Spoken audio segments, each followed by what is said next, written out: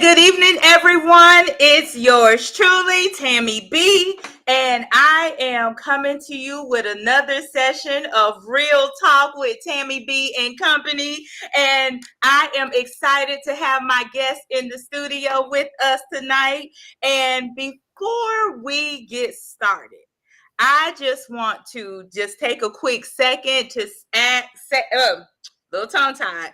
First of all, if we have technical difficulties, we're using a new platform.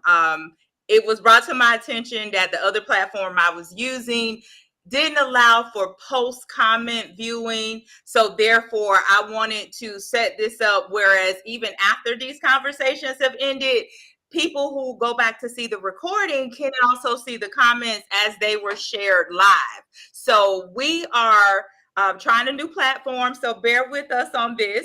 And also, before we get started, I want to ask, if you are not a part of our community, please join us by subscribing, as we are here every week at 7:30 p.m. Eastern Time.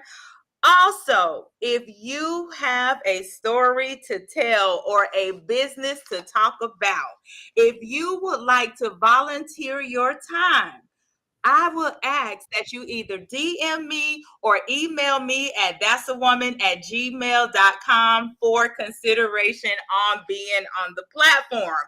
To which my guest this evening reached out to me.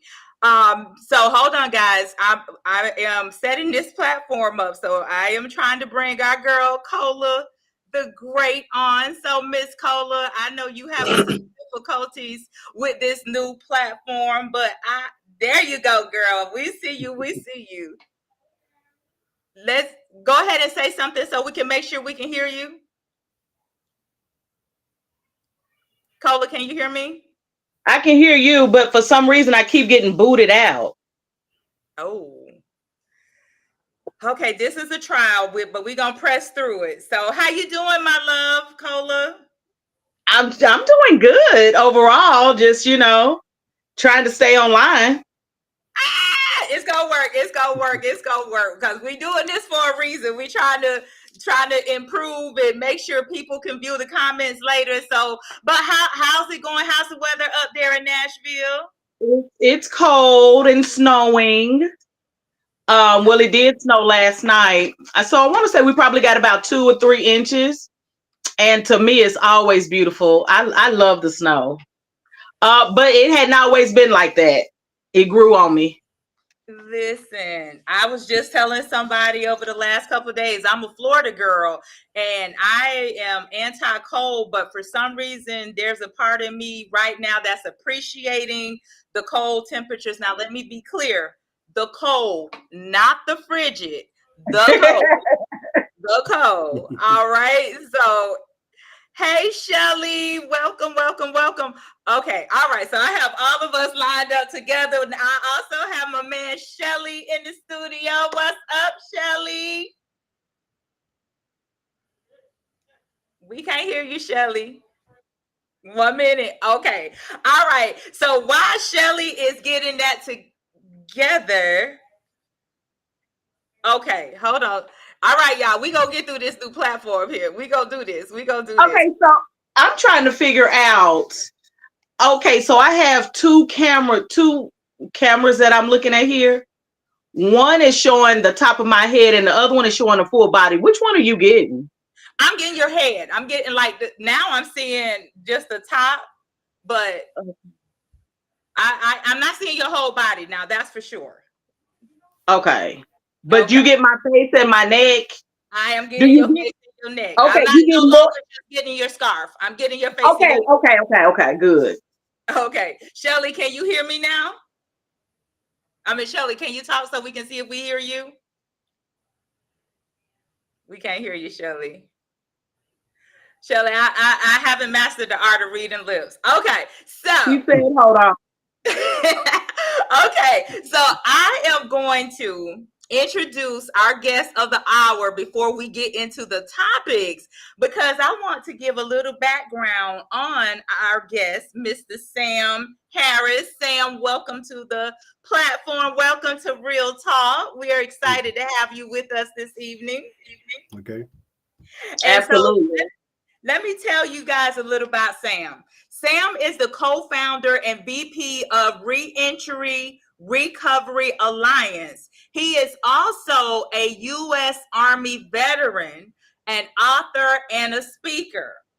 His Reentry Recovery Alliance is a nonprofit dedicated to supporting individuals as they reintegrate into society after incarceration. Having spent 24 years, 8 months, and 10 hours in prison from the year 1999 to 2024, Sam turned his experience into a catalyst for change. During his incarceration, he took on numerous leadership roles, including church leadership and veteran group officer. In 2022, he founded the IOWE More Life Recovery Group, in which continues to meet every Monday at Lawrenceville Correctional Center in Virginia. His dedication has earned him a reputation as a model inmate and a mentor. Again, Sam, welcome, welcome, welcome. Thank you for joining us, and thank you for sharing your story. Like I mentioned earlier, if you have stories and businesses and things you're doing in the community, reach out to us. And that's what Sam did. He DM'd me, and look how it worked out. My guest for tonight had to reschedule, so we were able to go ahead and slide Sam in.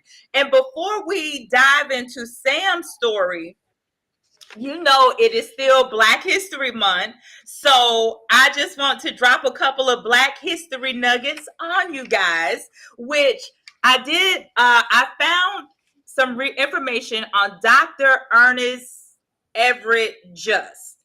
He was born on August 14th, 1883 in Charleston, South Carolina. He was a pioneering biologist, academic, and science writer. Just's primary legacy is his recognition of the fundamental role of the cell surface in the development of organisms, experimental parthenogenesis, hydration, and cell division. Our other fact was actually, I'm going to share this, was the universe in motion. As I was listening, you guys know I've been telling you, I've been listening to the book Science of Mind. And I was on the section talking about mystics, to which both Jesus and Buddha was mentioned in that section. And so personally, I have been listening to the next person that I'm about to share with you guys for almost a year. When I was researching facts to read for Black History Month, his name popped into my mind. And his name is Neville Goddard. Neville was born on February 19th, 1905 in St. Michael's, Barbados. And actually, it's interesting that we're talking about him today on his birthday. He was a writer, a speaker, and a mystic. So that's why I say the universe was in motion. He grew up in Barbados and moved to the U.S. as a young adult. He taught various self-help methods for testing his own claim that human imagination is omniscient, which means having unlimited power to create all things. Neville's main philosophy was that imagination creates reality. He taught that whatever was that imagined with feeling, no matter how big or small, will be reflected in the world around you. And you guys know that is something that I am always talking about when, with us being creators of our own realities and things like that. So welcome again, Sam. Thank you, thank you, thank you. We're so happy to have you with us this evening. Sam, can you hear me? Yes, I got you. Yeah, Okay. glad to be here. Glad to be here. All right. Thank you, thank you, thank you. Okay, Shelly, can you try to see if we can hear you now?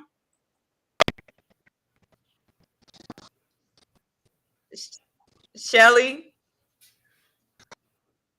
Okay, I still don't have Cola. Are you okay? Cola is. I guess she's getting kicked off this platform, so we might have next week go back to the Mm. old one. I was trying, y'all. Okay, but Shelly, you still can't talk. Okay, well, one thing about me, we keep moving, but I needed to have my panelists in this conversation that for some reason doesn't seem to like my other two panelists. So, Sam, how is it you're the only one that is allowed to stay on? Wow, I don't know. I don't know what I'm doing, so I'm just. Okay, hold on. It looked like Cola is back. I'm trying to pop her back in. Cola, you here with me? Yeah. Okay. Okay, it's crazy. You and Shelly keep getting kicked off, and Sam is like, he's my consistent. Sam is my ride or die right now. Okay. So, Cola, I'm afraid to bring up some of the topics that I wanted to bring up because I don't know if you're going to stay on with me long enough to do it, but we're going to Well, try. bring them up. Yeah, we're gonna try.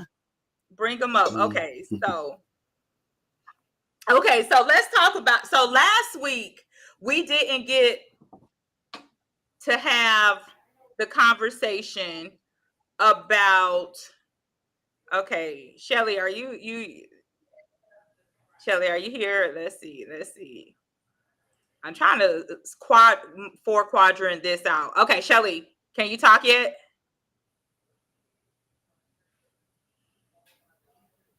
Okay. All right. This isn't playing fair in the sandbox. Okay. All right. We tried. Okay. So, Mr. Sam, tell us a little bit about your background. When I read your story, which it was compelling to me, and it really touched me when you first reached out and you said the story that you had to share.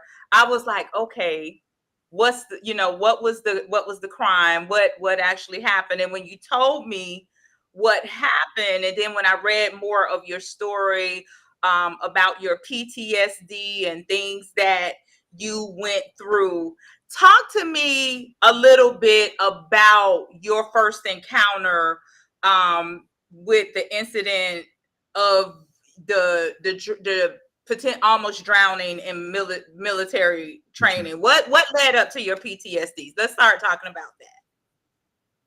Okay, I went in the Army in 1987 when I graduated, and I got stationed in Alaska. We were doing some training in August of '88.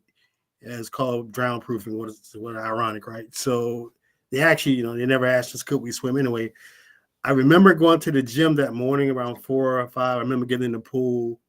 Hours later, I wake up in intensive care. Unbeknownst to me that I had went under. Luckily it was a guy that was doing laps. He actually saw me at the bottom of the pool, and he pulled me up, gave me CPR. The ambulance came and took me. Like I said, a couple of days later, when I woke up in intensive care, that's what I was told what happened. Back then, this is in the '80s. It was kind of, once they saw I was out of the woods, it was kind of brushed under the table a little bit. My family was notified the day it happened because my sister told me afterwards that they were told, like, be prepared to come and get him. We were going to probably either ship him home or ship his body home. So it was like hit and miss for a minute earlier. But after a couple of days in intensive care, they got my blood oxygen and all that back right, and I happened to survive. But the damage that did afterwards to my breathing and mentally, the damage that it did, I didn't really, like with PTSD, you really don't know until incidents happen. So this happened in August 88. I ended up being discharged in June 89. I just couldn't take it. I mean, like I couldn't even run anymore. One night I got around some cleaning products and got sick off of bleach and all that, you know. So it's like I never fully recovered. But back then it was, you didn't complain a lot. And I remember they sent me to see a psychiatrist, and I was told by my squad leader, be careful what you tell him, because if you tell him something wrong, they end up doing something. So I ended up getting out in June, coming home in June of 89. I was home and just struggling. A month later, I got in a car wreck, a serious car accident. Again, wake up a week later, I've been in this bad crash. So unbeknownst to me, then I think February 95, I was drinking a little bit then, but February 95, I experienced drugs for the first time. And 6 months later, I was addicted to crack cocaine. So, and that's when everything started spiraling downhill. Okay. So one of the things that I find very alarming, which when you kind of know of some of the things that take place in the military, it's almost like you aren't you. You belong to the government. Yes. Yes. Like, and so even though you experience this situation here where you literally lost your life, your family is being told alarming news that your body, you may be back, you may, or your body may be shipped back. But then when you try to get psychiatric help, you're still being told to watch what you say. Yes. And it was, like I said, it was worse back then.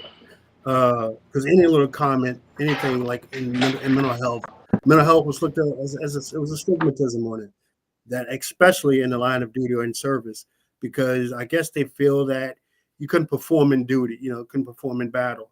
So actually, you were actually programmed what to say when you went to see the psychiatrist, if you want to stay in, basically. And at the time, like I said, I was in Alaska already. I never knew it till I started getting therapy that I was, imagine an 18-year-old kid getting orders to go to Alaska.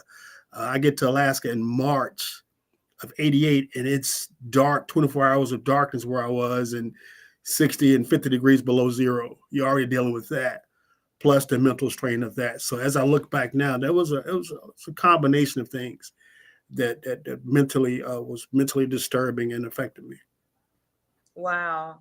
And you said, go take me back for a quick second. Mm-hmm. You said someone found you at the bottom of the pool. How did you end up in it again? I think I might have been fumbling with this system and missed it. Because if you were the only one there for someone to find you, how did you end up there? No, we was on a mission. It was on a training exercise called drown proofing. What they did, they make you got your uniform on with your boots and all.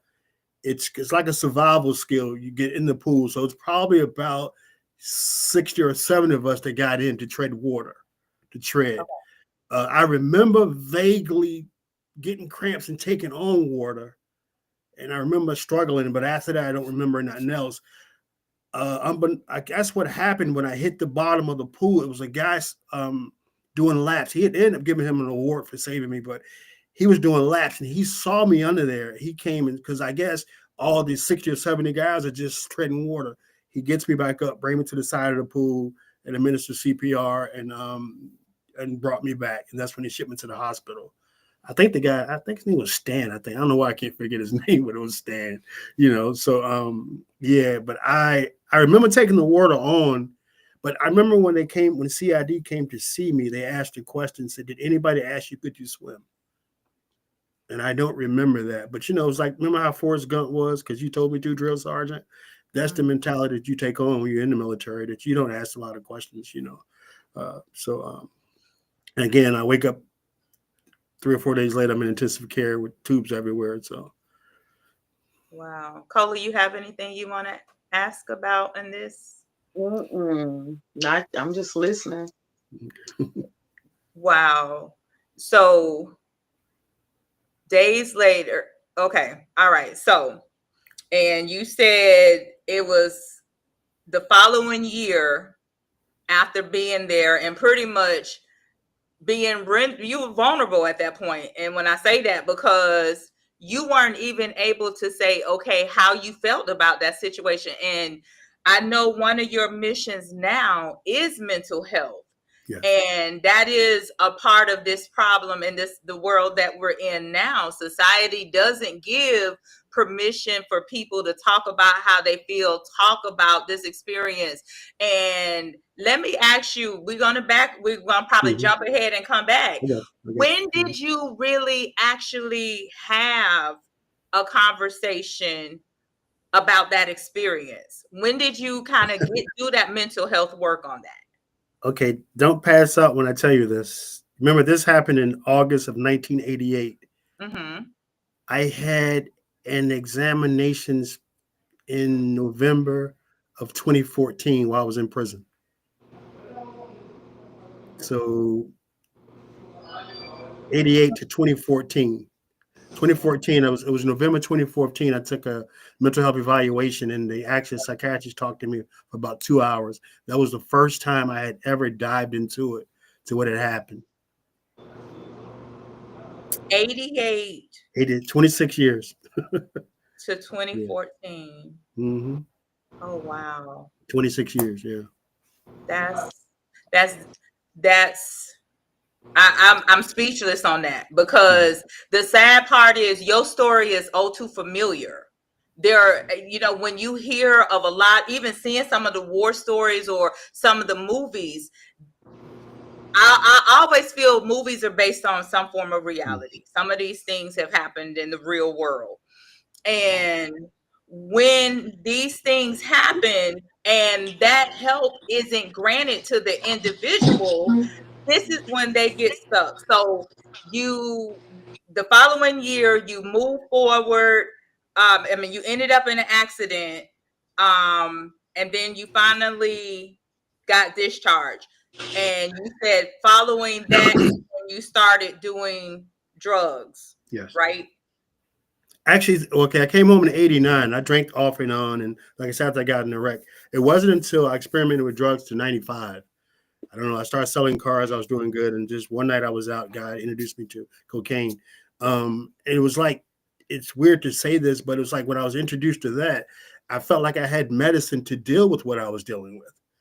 Unbeknownst to me, that I'm suffering from PTSD, and I'm suffering from these mental health problems, and this drug, I guess, even though it's illicit and illegal, was giving me the comfortability or the what I needed to cope at the time. And I remember using for the first time, because it's like, I felt like, wow, I found something to make me feel better.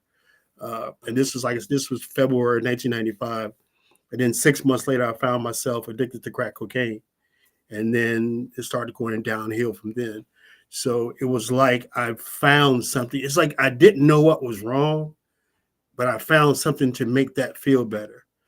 And as I look back now on decisions I was making and things I was doing, and as the research and the studies that I've done on PTSD, I think that the worst part about PTSD is, like, I'm not trying to knock cancer or nothing, but when you have something that you can see, you can deal with it. But imagine a mental health disease, which it is, that you can't see it, and we're dealing with it in issues like the smell of the pools, the chlorine in the pool would bother me. Now I knew what that was. That was a trigger to what I went through, and I haven't been to the beach or nothing since then.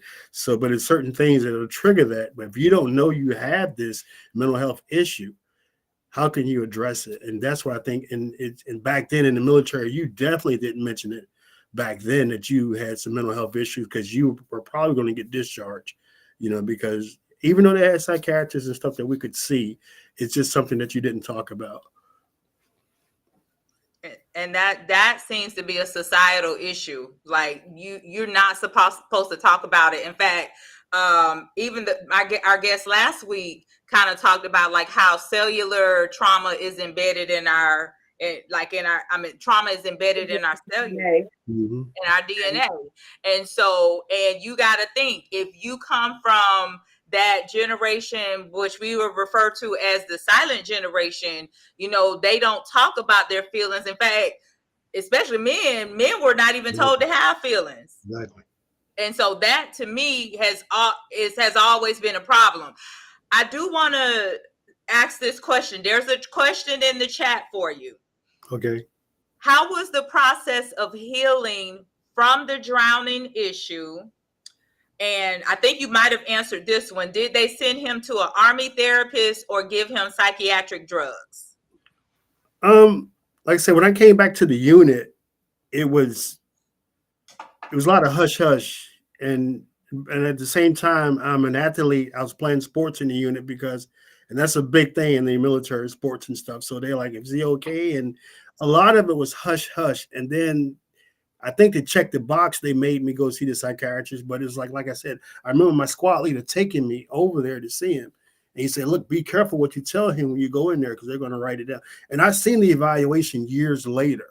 Matter of fact, I read the evaluation probably about 10 years ago. I finally got all my medical records. And one of the questions that the psychiatrist asked me was, I fit for duty?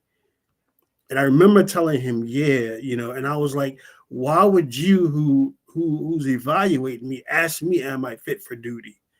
And remember, I'm 18 years old. I'm an 18-year-old kid in a place that I've only read about in a book. I'm in Alaska of all places, so but to ask me that, and how at that age I'm thinking I'm still Superman. I'm gonna overcome this. You never could have told me back then that at 55 years old I'll be suffering from that incident or still paying the price for it, even not just mentally, physically. You never could have told me that. So how could you ask me, am I physically fit to serve? You know what I'm saying? And of course I'm told him, yeah, I can do this. And I remember a few days later I was cleaning up, and some ammonia and bleach kind of had me breathing hard. And that's when, and looking back now, I can see that I probably wasn't. There wasn't a follow-up on the psychiatric evaluation at all. I saw him one time, went back to work like nothing had happened, And I remember being told a couple of times, watch what I say when CID comes in, when the investigators come in.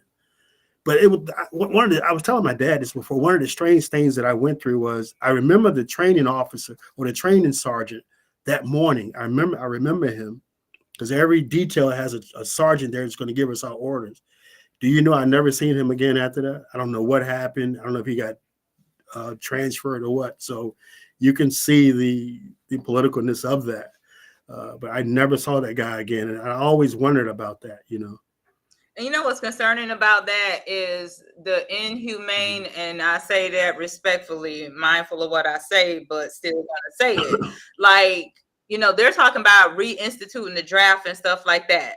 And when you just even hear stories like this, it's like, and then even hear of like a lot of veterans, it's almost every person that I know who have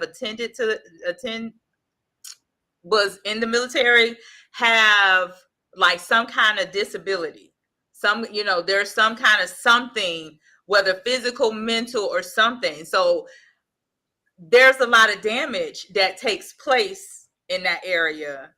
Agree or disagree? And Cola, Shelly, y'all are welcome to chime in at any moment as well.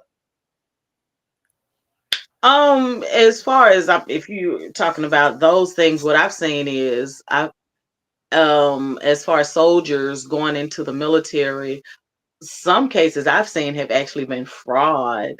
And then there's been a lot of cases too where people, there are after effects like, the trauma, the PTSD, the PTSD, and then sometimes a residual effect of cancer because of the chemicals that they were exposed to.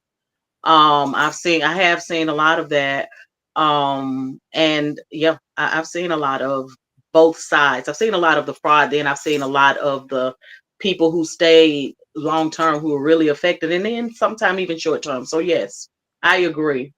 But then I say to myself, well, I mean, soldiering is a hard, like, can you escape it if you're a soldier? I mean, that's not excusable, but definitely I've seen the trauma. I've seen it. Yeah. I've seen the Okay, and so I want to read this comment. Got chat. Thank you for joining in, and I'm hoping this is going to be viewable after this conversation as well, which is why we're trying this new platform. It's very important for those returning to have mental health help due to what they endured. It's critical, and that's what I feel is not happening in this world. Everyone is kind of, it seems like a lot of the veterans are being like thrown back out here and saying just suck it up, just go ahead. I have to agree. The way that I feel like they treat veterans, it's not right. They should be treated a whole lot better, especially after serving our country and being put out there the way that they have. They do need to be treated better. It's not fair. It's not right. They are casted to the side. If you can't, if you come back and you're so traumatized that you can't fend for yourself, it's really like, well, they kind of just left out there. So yeah, it is sad how America treats its soldiers who once, worked for the country. Right. They were the protectors of the country, the protectors. And it is very sad how the government just, kind of cast them to the side. Mm-hmm. And so there's a comment in here for you, Sam. Someone said, wow, this is my first time hearing your story. Thanking you for sharing. And someone also added, my mother was an E9 in the Army, suffers all types of trauma, goes to the DR still to this day. And so that trauma can become a lifelong situation. And especially when it's not properly dealt with, which, Sam, hearing that your trauma kind of happened in 88, and then you didn't really get your help to 2014. That's a very long time. Yes. That's I remember November of 99. I remember I was fed up of using drugs, and I went to the VA hospital in Hampton. If you look at my change.org, you'll see this. I go to the hospital and I like, look, I need some help. I can't stay out here like this. And I remember going there, it's probably 11, 12 o'clock at night. I get over there and they tell me that I didn't qualify or something to get services. And I remember this. I said this statement. I said, if I go back out here, I'm going to do something. And at that time, they had to put you on the suicide watch, and they let me. So they put me on the suicide thing, and I stayed there for 6 days. And at the time, they get me, and now I'm getting back. They end up giving me some detox pills, so now they're gonna put me in this drug program. And I'm like, wow, I finally found something to help me. Do you know that this happened on a Tuesday? On that Friday, I was told I had to leave. This is the catch to that, because I had admitted, I would do something to myself to get help. Therefore, I had to kind of like cycle out and come back around, if that makes sense, because you have a lot of self-meds they give you in these programs. They can't give me self-meds because I just admitted I ended up going home, and a week later is when I committed the crimes that I went to prison on. So I think back always, what if the VA would have kept me? And what bothered me so much then, I remember the girl told me I didn't qualify. And I remember I got some paperwork from somewhere in the Army, and we saw where the mistake was made. She overlooked something, because she didn't have to put me in a psych ward. She could have put me straight into the drug program. So it's, so I was gonna, like you said, we should get treated.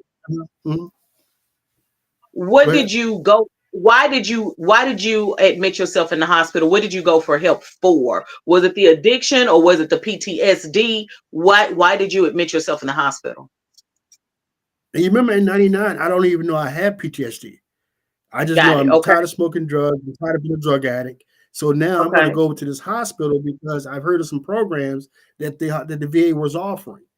So I said, I remember I called a bus from, for drug addiction? Yes. Program for drug addiction. Yes. Okay.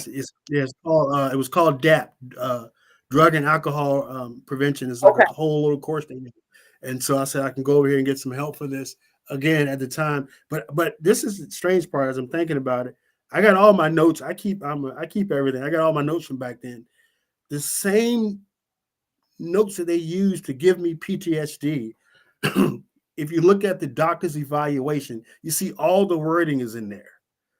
The aloofness, the standoffness. But I guess when we put these claims in, and when these words are put in, it's like an algorithm is grading me to see, do I have this? But a doctor Right. just told you in November that I had all these words, but the computer finally picked them up in 2014. So it's like we're like pawns or robots in a sense. And it's like I always think, what would have happened if that night I would have got help that night, or Right. during that time in November, Okay, so you went into the detox program. They released Mhm. you. No, they And you put me out because they said I didn't qualify. they put you out. Okay. Yeah. So Said you now I'm didn't back on qualify. the street.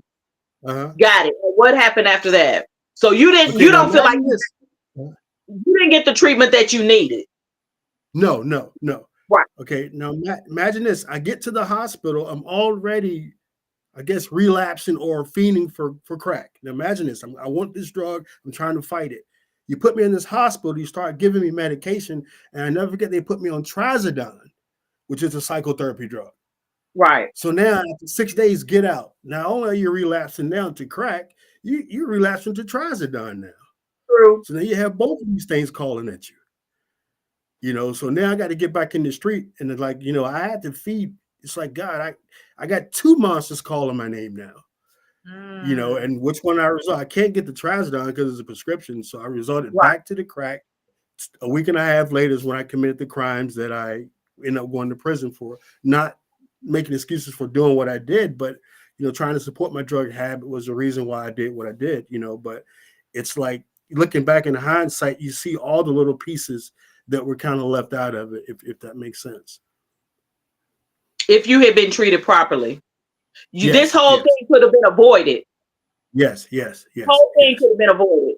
Had the PTSD probably been caught earlier, this could have probably been avoided. Had you been properly treated for the drug addiction, this possibly could have been avoided.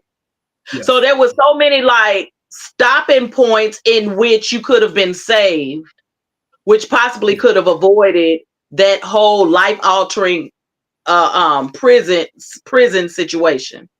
Yes. And the crimes that you committed. Okay, so you were released. You out on the street, looking to feed that drug addiction. What did you do? What was the crime that landed you in? Okay.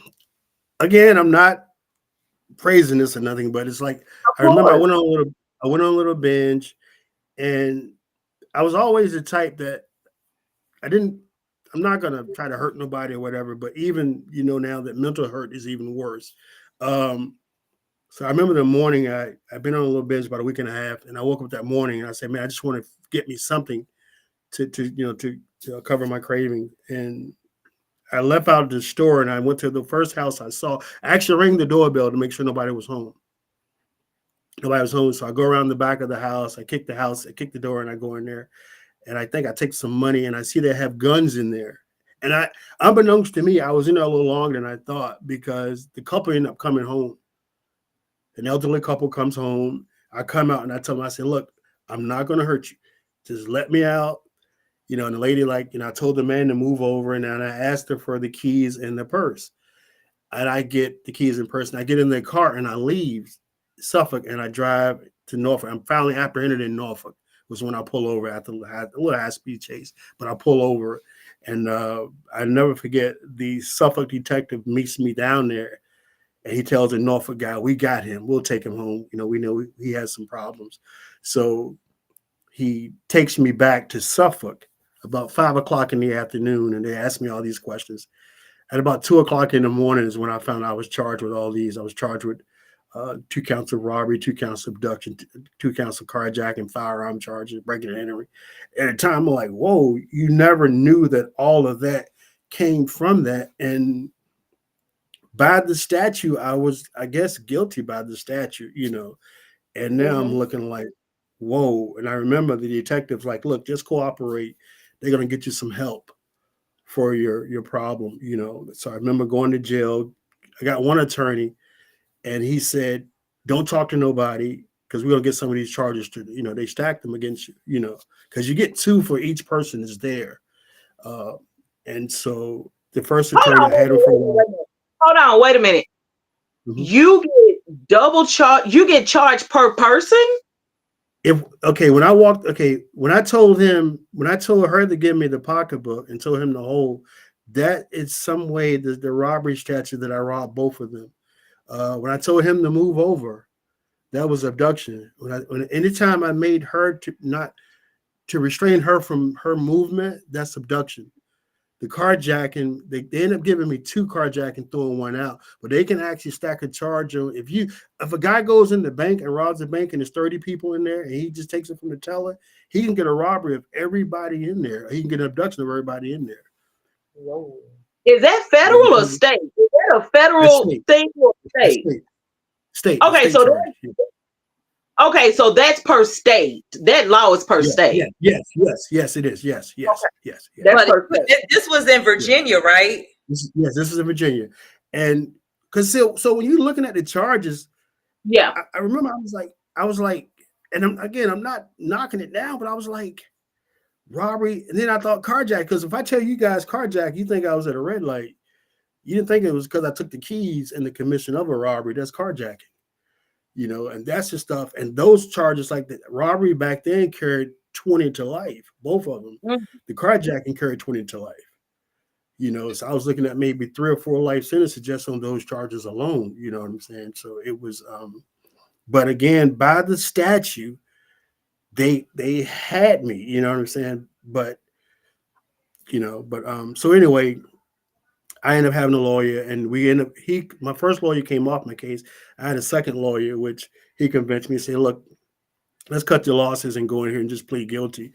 So I was like, okay, I just want to get it over with. So he came to me and said he had a plea offer, and my guidelines were, I think it was like, I can't remember the exact number, like 22 to 34 was my guideline, with the midpoint of 29 years, 29 and a half.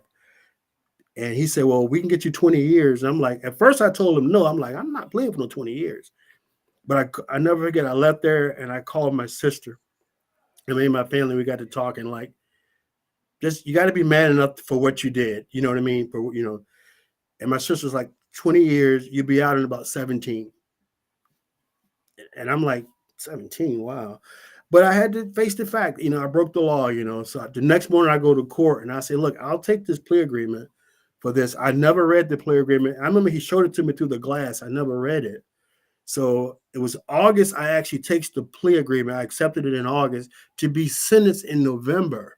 November the 9th, I got sentenced. So I go to court November the 9th. We go through all the, you know how they tell you go in there and say yes, say yes, say yes. So I go in there and do all this.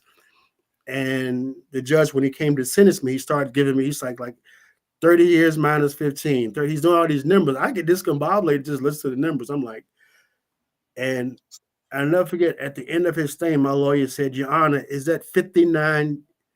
He said, is that 59 years? He said, could we run that concurrently? And the judge, he said, no, that's 60 years to be ran consecutive. At that time, I didn't know what, my mind was so blown. I didn't even know what consecutive concurrent was. So when they walked me out the courtroom, I told my lawyer, I said, hey, what's going on?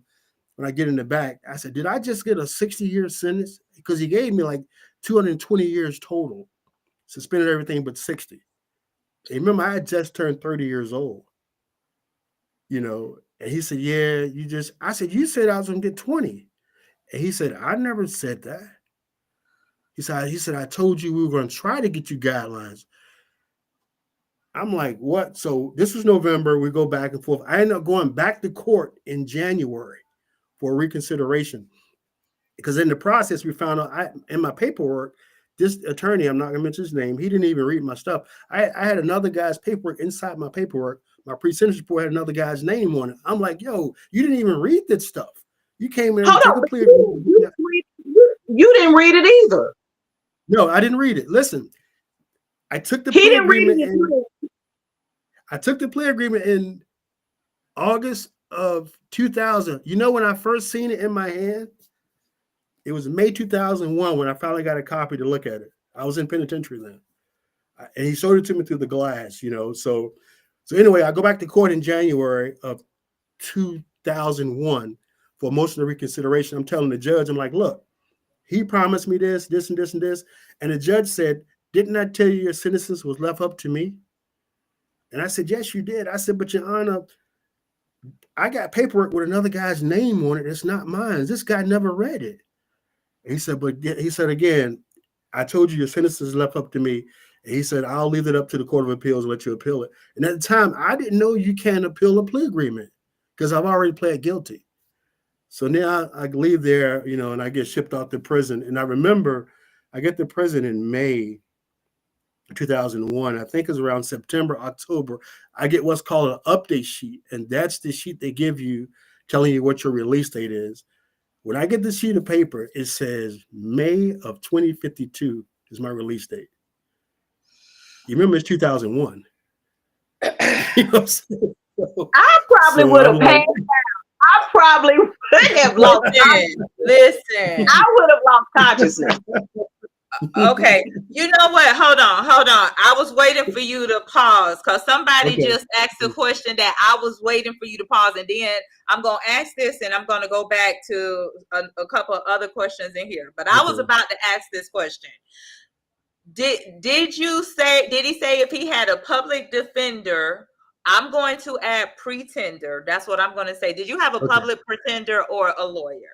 Okay, this is what happened. My first lawyer, again, I'm not going to say his name, but my first lawyer was a public defender from the public defender's office. Black guy. I remember he came and saw me. He was like, we can hear. He was like, this first lawyer, he was like, be careful what you say. We're going to get some of these charges thrown out. I'm a good guy. He said, but just be patient. And I know he kept telling me, stop writing letters, just be quiet. So I'm like, okay. About 3 months into this, him and another lawyer come in there. They pulled him off my case as a conflict of interest and gave me a private lawyer who was acting as a public defender. So I'm like, that should be some good representation. I got a private lawyer who's doing pro bono work. And I remember there was a guy in the holding tank told me, he said he said a cuss word. When he told me about the guy, he said I'm like, man, he's a private lawyer. And I remember he came and saw me like 2 or 3 times. But every time he came and saw me, he kept saying, just cut your loss. We'll just cut your loss, you know. And I'm like, okay, you're saying that, but I'm looking at 200-300 years in prison. You know, and again, I remember the night he bought the plea agreement because, you know, they see us behind plexiglass. He actually held it up to the window. Of course, I can't read. He said the prosecutor just faxed this over to me, and this is what they're offering you. So again, he was a public defender also, both of them. So it was no investigation done to see what my mental health was. I did take a mental health evaluation though in March. I didn't find this out until afterwards when I got to prison, that some of the things that were used in that mental evaluation should have been told to the judge, to the courts, to tell them my frame of mind and all that. But he never brought it up. He never mentioned it. His main thing was let's just cut our loss with this. So don't get it when people say private lawyers who are paid by the defender's office. Not much, I guess, if that's the word. Okay, so let me go ahead because I don't want to get away from this question. Someone asks, what have you learned from this unfortunate experience? Well, we haven't heard the whole story.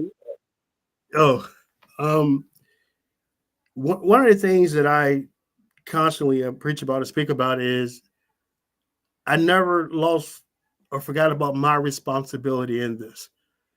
Because one of the things I remind myself, if I wouldn't have went in their house that day, none of this would have happened. So I keep that on the forefront of my mind, is accepting personal responsibility of my actions from everything. And I thank God today I've been 25 years and 2 months drug and alcohol free. So that's the first thing, that I can't do that. You know what I'm saying? So I have to stay away from that. And secondly, is to try to live a normal life. I'm not bitter about the 25 years almost that I served in prison. And I'm trying to hope I can become a catalyst and a voice and I tell guys all the time, I'm not saying shut the prisons down. Let's just play fair with this. You know what I'm saying? If you got sentencing guidelines or we break the law, and the key part is, like I said, I'm called out to speak a lot, and I've met the governor and different people. Let us be examples of what rehabilitation is, because the guy you see now isn't the guy you saw in November '99, and that should be what rehabilitation is. So, in a sense, I'm not bitter about prison because I have to say, and I hate using cliches, but it saved me from where I was, and what I was going through, the weird part is I found my purpose in there, of what God destined me to do. You know what's interesting about you saying that, because I was having a conversation about you coming on the show, and we were talking about inmates, but someone flipped the analogy on me. They was like, well, what about the person that's got pardoned or in there for a crime they didn't commit? And they were like, I can't help but being bitter, this, that, and the other. And I said, I get it, but one thing we have to realize, you never know what you might have been saved from, just like you just said. So it just kind of played into what you just said. You never know what would have happened had you stayed out on the streets. You might not even be here. Anything could have happened. And then I love how you said you found your purpose, which we're going to definitely talk more about that. So this is one of those times where bitter or better, in life, we got to choose better. We got to choose better over bitter. There is another question to follow up, that what have you learned from this unfortunate experience? Also, any advice for someone that is going through the same situation? My advice is, and even as like I said, I started groups in there, and I'll always talk to guys. The personal responsibility has to be accepted first. And even you mentioned a minute ago about guys that are in prison for stuff they didn't do. I always say, in there, we could look at certain guys and say, we didn't try to judge them or whatever, but your freedom should be the most important thing to you.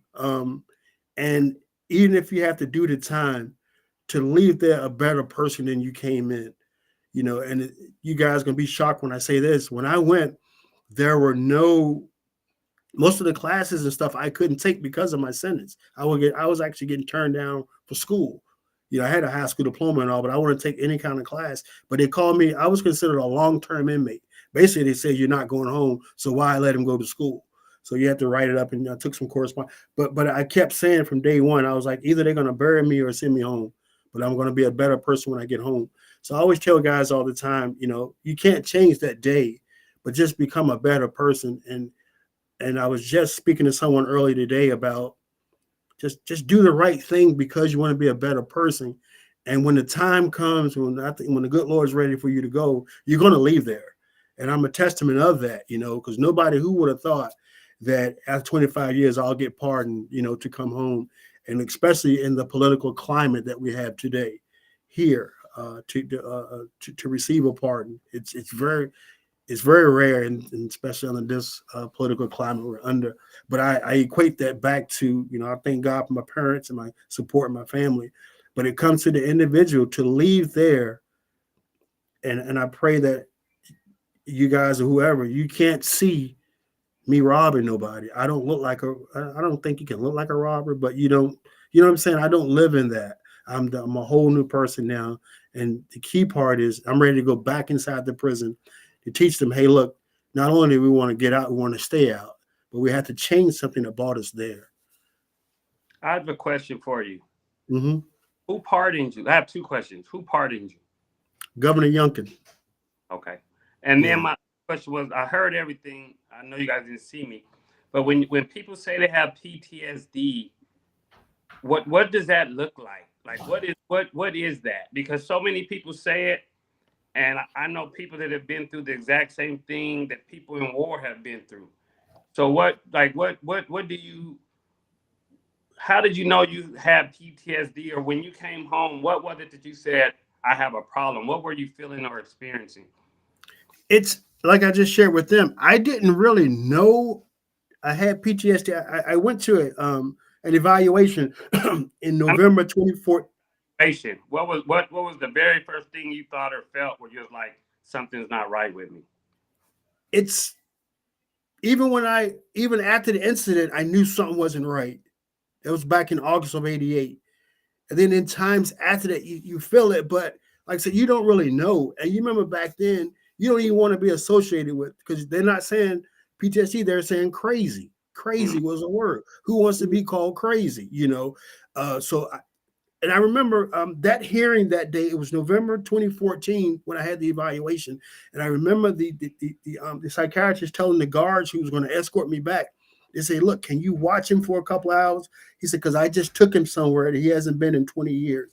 And I felt like this guy had just went inside my head and just talked about things, and it just wasn't that incident that we talked about. It was some childhood stuff that went on, some of the things that I remember he spoke about. I remember when the plane landed in Alaska for the first time.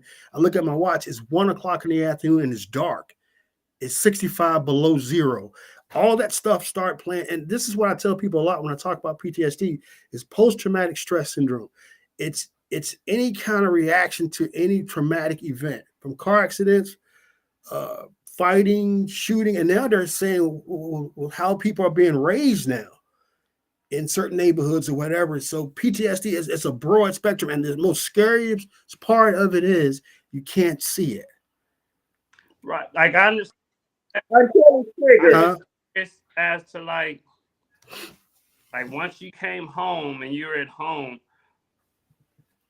like what made you feel you needed to turn to exterior source of like to make you feel like, what was the feeling? Were you having flashbacks of war? Were you just what was it that you felt was causing that? I remember, especially looking back now, because at the time I was married, and I remember just thinking about a lot of things. Like, you were unsettled about a lot of things. You're snapping, anxiety. And it's just there were times that came up that I didn't want to be bothered by nobody. I became reclusive. I'll just go disappear for a couple of days or come back. It's just it's put you in a frame. Again, it's I think the scariest part is knowing this stuff is going on, but you don't know what it is. Mm-hmm. You understand what I'm saying? You know that, why am I moody like this? Why can't I plan to go on a trip and at the last minute say, okay, I don't want to go, or just get in one of these little moods that that. And I know this is common, and that's why I believe. And I was reading a book on this that they said like 90% of the people on this earth or here are going to experience some kind of post-traumatic stress situation that they're going to be. And I want to get into this more on even going to prison itself. It was an event that added to it, and I tell guys a lot that you're going to pick it up in there also. Can I ask you a personal question? Yes. How were you? Like, what was your upbringing? Did you grow up in like the hood? Did you grow up in middle class? Did you grow up in upper class? What was your upbringing like? I guess I consider middle class. I live in a neighborhood. My mom and dad. My dad is a retired pastor. My mom retired at Nabisco, but like I said, this was coming up in the 70s and 80s where we didn't. I got two older sisters and a younger sister, and that's what I think shocked a lot of people when they found out that I was on drugs. Everybody was like, "Whoa." Like Miss Annie, Mr. Davis boy, he's a good kid, And I think I I had drank like one time in high school. I think I tried weed like once. So they're like, how did he get from here to here? So my upbringing and all, it wasn't, and that's why I try to preach about a lot now. I try to tell people, don't think because I'm from here that I can't do that. And I'm hoping I can help open the door for people who suffered in silence, who don't look like it. Because we always try to put a picture on how this should look. And yeah. I think it's that way because, like, growing up in the hood is like we go through that every day, like murder and people shot and like that's every day. So we deal with it where it's normal. Mm-hmm. There's no PTSD, like, you know, like it's our way of life since birth. Well, let me jump in on that one, Shelley, because people may not identify it as PTSD, but that doesn't mean that it's not there. No, I'm saying Right. it's there. Just the means to deal with it are different. Yeah. Or the access to treatment isn't available. Let me say that. Yeah. Well, because we also been in a society, especially in our culture, that has told you, just like the military told him earlier, don't go get help, or if you do, watch what you say. Right. So that has been also a part of the problem. That's why that PTSD is hidden, because people are not granted permission to really freely have the conversation that they need to have to talk about their healing. But I do also want to add is, I'm glad you asked the questions that you did, Shelley, because that was one of the questions that I was going to ask. Was there any trauma present prior to you going to the military? And I think you somewhat addressed that, so I won't ask it again. I do want to, Cola, I know you were ready to ask something, but let me get these out real quick. That's been sitting here. There was a comment when you were talking about your charges, and they said someone put, the more charges, the longer you are working for free for the prison industrial complex, another legal form of slavery, which He committed a crime, though. He did commit crime, so you got to be accountable.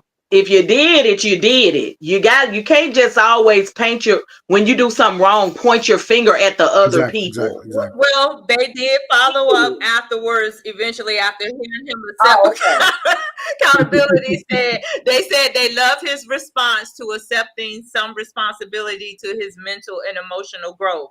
And for the question that did come, but I think you really kind of answered it. They asked, what did they offer on the plea agreement? But I think it's safe to assume you really don't know, because you really didn't read it. No. Well, I still have a copy of it. I don't get rid of nothing. I got a copy, and on the next page it said to be sentenced by the judge. It never had, what it said was, after the presentation of a pre-sentence report, to be sentenced by the judge. That's what he got in the pre-sentence report. Had the 19 to 34 with the mid at 29. That's where and I think to this day, he didn't think that I would get that much time for what had happened and who I was, and right. Like I said, but he didn't back his word either. No. This is where the writing, and look, this is why they say get everything in writing. Exactly. He said one thing, but then, because it wasn't on that written document, and when it got in front of the judge, and this is what happened. Oh, well, I never said that. And then that's why they say, what, believe some of what you hear, none of what you hear, and some of what you see. Exactly. Cola, what were you getting ready to say, my love? Nothing. I was going to respond to what Shelley was saying about the PTSD growing up in the hood, but you said it, basically some people, you really don't know. Some people do strive still, and then others do. And then you have some who do suffer from PTSD.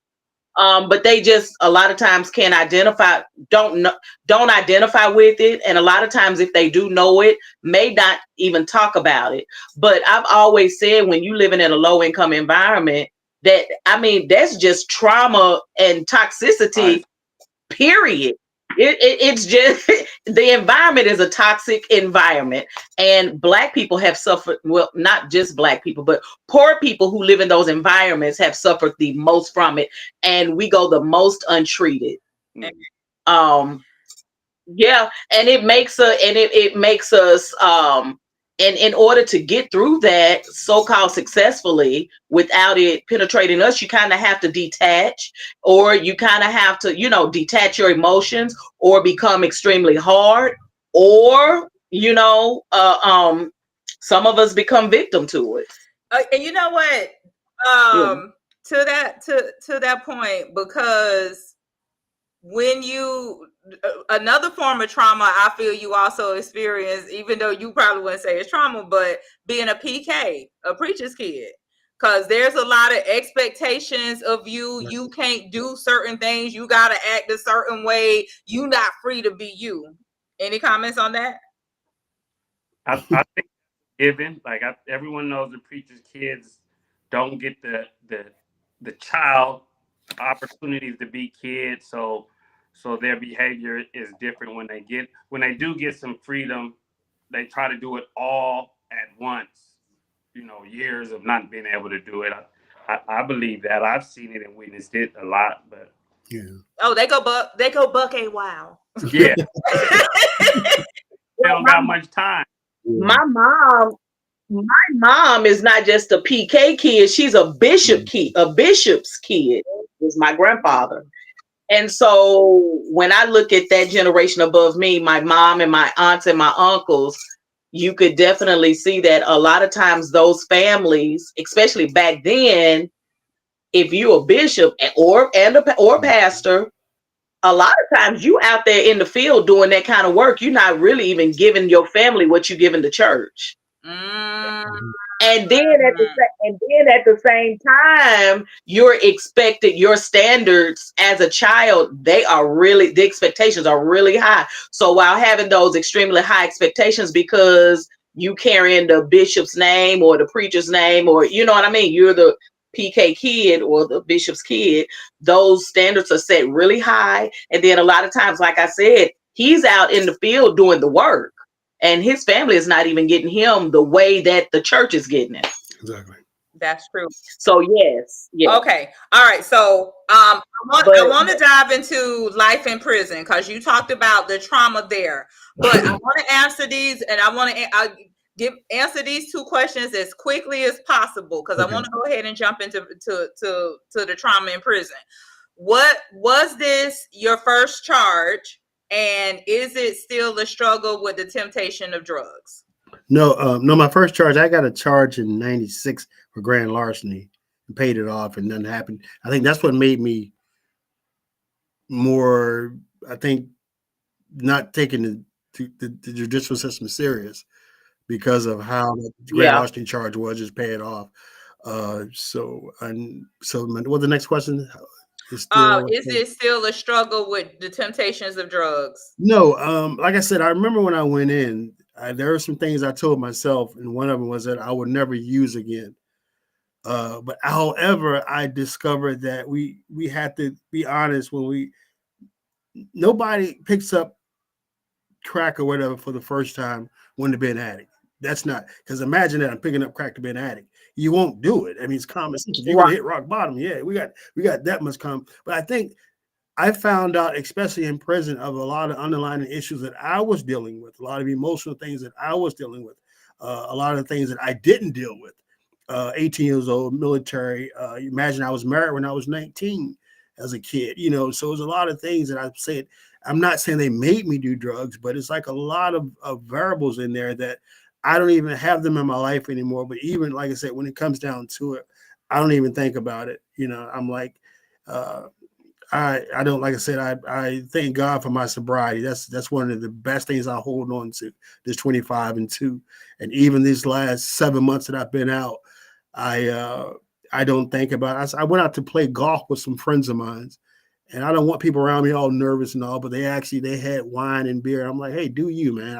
I just, that ain't me, you know what I'm saying? But I'm out here just to live my life. So no, it doesn't bother me at all. Okay, so I want to go ahead, Cola. I wanted to know, okay, so you get this sentencing and your first day in, what were you thinking? Did it hit you all at once that you just said you wouldn't get out until what, 2055? Is that what you said? May 2052. When you realized that timing, what was that like? It was, okay. I remember, like I said, I got sentenced November the 9th of 2000. And I remember coming out the courtroom, and you remember how the time changes? It's dark. I went to court early that day, the sun was out. So when I come out, it's dark. I'm in a daze, I've been punched. This is a thought I had. It was dark. I was like, the world got to be ending. I just got sentenced. Maybe the good Lord's going to break the clouds, because that man just said 60 years. And I remember I was in a trance. and I go back to the jails. There were increments when it hit me. When I got to prison. But I remember when I think the worst feeling I had was when I actually saw it in writing. And I kept an update sheet because I wanted to show these kids when I go speak to them. These people aren't playing. That May 2052 was what 80 some years old was I was looking for to come home. And it was serious. And I remember the first day when I got it in the mail and I saw May 2052 and I go to call home. I said, it's like estimated time or ETR, estimated time of release. May, I think it was the 11th, 2052.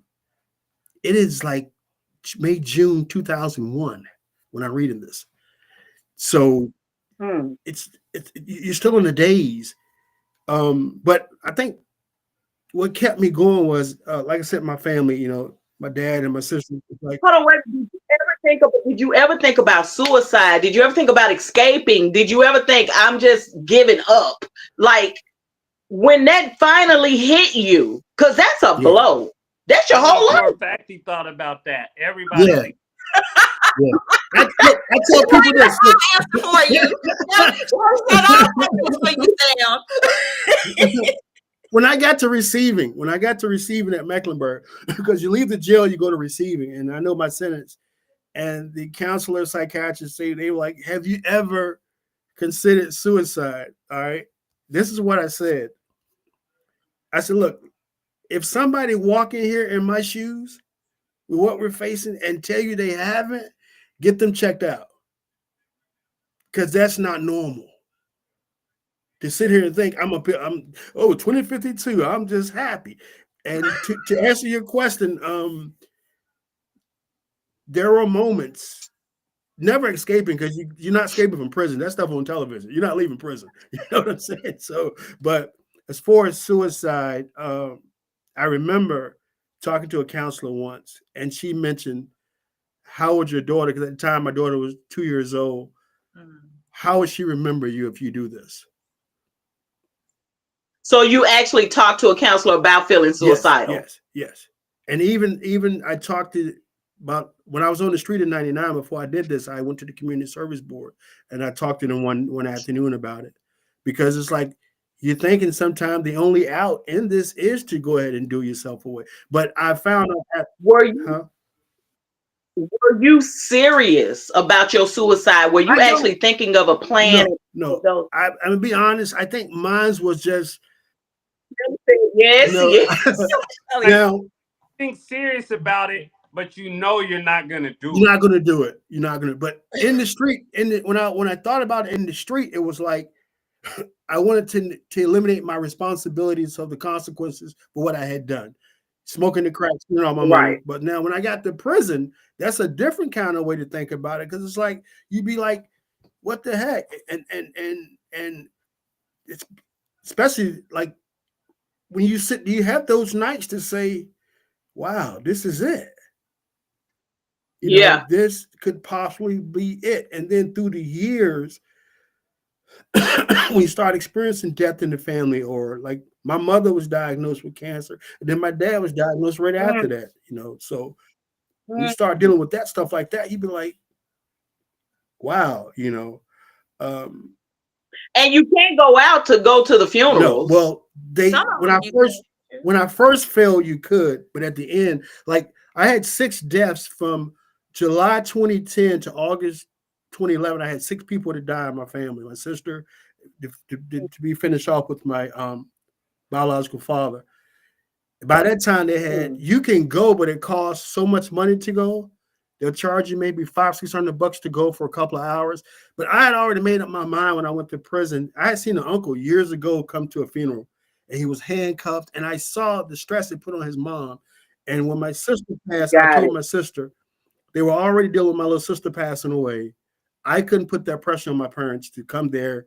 You got these guards around you, that was just looking like a prisoner, looking like an inmate. Yes. Mm-hmm.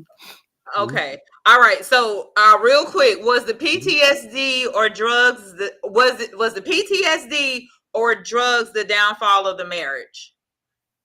I'm going to say both, because remember, I don't know I'm suffering with that. But I guess if you asked her about it, she'd probably say both. But it was the actual, like I said, she stayed all the way. Even when I went to prison, we didn't actually get divorced until 2003. I've been in prison a while, but I remember when I went to prison, but I remember she was like, I'm not going to do it right now because you got too much on your plate, but you know what's going to happen. And I remember we were officially divorced in 2003. So I would say all of that through all those years played a role in it. Okay, so start talking to me, walking me. You accepted this, or I guess you made some form of peace with it. Mm-hmm. So when did you start shifting into your purpose? How long were you in there, and what steps did you take to start living the purpose? Like, okay, I'm here, I have an assignment, let me walk this out. Talk to us about that. I think it was like I said, when I first got there in 2001, excuse me, because I'm being told that they're going to send me to a high max security prison because of my sentence. But I'm like, no, they're not. I'm going to go. Why? So, but I'd already accepted the fact I got to get better. I got to work on myself. I got to get better. And I got to keep a clean record in here. So I got to do everything in some time that's contrary to doing time. So I made up my mind from day one, and then my family was behind me because they like, look, we're going to try to ride this with you. But I never forget one of the comments my sister and them made. They said, if we ever come to prison and you locked up while you locked up, we're through with this. Because here we are, we're trying to fight for you to get out. And so at that point, I knew it. I said, I can never catch a charge in here. And I must become that model inmate. And that's the way I programmed my mind from day one. I'm going to work every day in here. And so they ended up shipping me. Like I said, I went to Sussex, which was locked down 24 hours a day. But I ended up getting a job outside. So my whole mindset from the time I went in there was, I got to get better and I got to work to get out this prison. And I jogged and all that, but I wasn't into working out and all that. But again, my mindset was always that one from day one, that I got to get up out of here. I can't, So, I'm sorry. Go ahead. I'm sorry. Go ahead. You go. Finish that thought. Your mindset was, because there was some good stuff. That was your mind after it settled in. That was your mindset. What were you going to say? And then I'll follow up. It was either, and I'm not saying this arrogantly, it was either you bury me or you're going to send me home. I'm not going to stop. I'm not going to stop. And especially once I start studying law, and you've been told by a bunch of people, man, you shouldn't have got that time. You'd have been in Richmond, you'd have got this. You'd have been this. So now I know that. And then I had a family that said, there's a reason behind everything. Because I tell people this, if I would have got that 20 years, would I have been the man I am today? Because I had that 17 years to get out. Would I have programmed myself to do that little bit of time and get out? Or did the unknown help me to become the person? And I had to go with answer B. The unknown, it helped me to persevere, to hang in there. Because you see it a lot, you see, and you can read statistics. You go to prison, it's the guys with the less time that do time the hardest, because they know they're not going to be there long, So how did you, one thing I could say from listening to your story, and I'm going to get your book.